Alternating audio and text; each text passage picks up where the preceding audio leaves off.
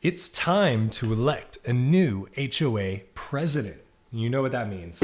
It's time to take your meds, grab your walker, and make sure that of all the people in this retirement community, you will be the next HOA president.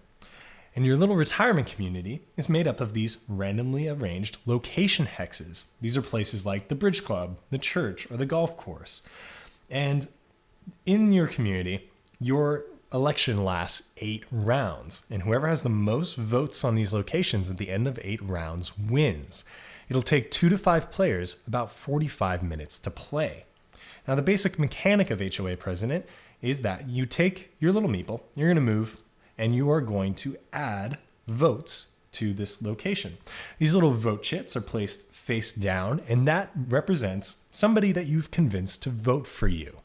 Your other option is to go and visit a board member. These guys are very influential members of your community that, at the end of the game, will swing the election in your favor if you spend time to butter them up. Now, a couple things to keep in mind. This sounds simple, right? No, but wrong. You're wrong.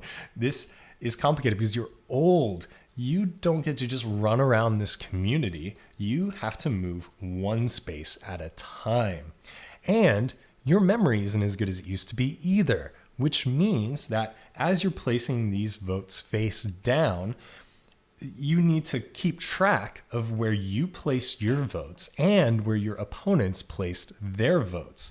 And that's important because there's only so many spaces on these locations for votes. There's only so many people there, which means the next time you visit that location, you have to discard these face down voting chits and replace them with your own. And the entire time, you'll just be praying that you didn't discard your own votes and just replace them with your own again and waste your time. And the other thing is that these board members, they're old too. They may not be around at the end of the election to help you with your campaign, if you know what I mean. So there's a little bit of a push your luck element there. You have to be smart about your strategy and your odds if you want to become the next HOA president. And there's plenty of strategy. There's the push your luck with the board members. There's the map movement and memory game that's going on here. You have an action deck or action cards in this deck that let you do things like bribe these board members or gossip about your opponents. And we have unique player abilities, which gives it a ton of replayability because you want to try all these 5 different powers that sort of adds different strategy to how you play the game.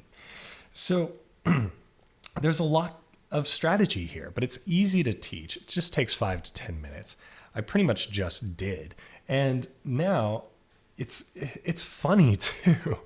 I mean, there are old people doing bad things and people really get into role-playing these curmudgeons.